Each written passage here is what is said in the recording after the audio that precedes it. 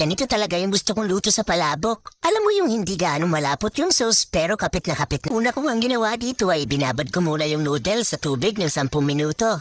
Tapos nilagay ko sa kumukulong tubig, pinakuluan ko naman ng 10 minuto. After pinatay ko na yung apoy at hinayaan ko lang siya ng 30 minutes habang nakababad hanggang sa maluto. Para maging malasa yung palabok natin, gumamit ako ng tinapa. Pinirito ko lang ito, tinanggal yung tinik at tinimay ng maliliit.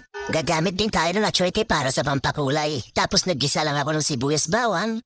Gisa-gisahin mo lang yan at isunod mo na rin yung giniling na baboy. At habang ginigisa mo, timplahan mo na din ang asin at paminta para may lasa na yung karne. Pag ganyan na yung itsura ng karne, pwede na natin ilagay yung mga hinimay na tinapa.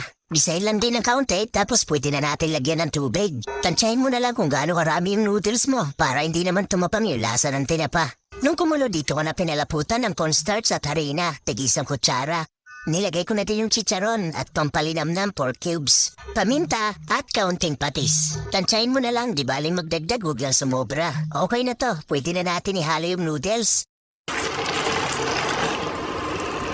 Ayan na guys! Salamat nga pala sa mga bagong followers natin. At kung may suggestion po kayo na gusto mong iluto natin next time, paki-comment mo naman sa ibaba.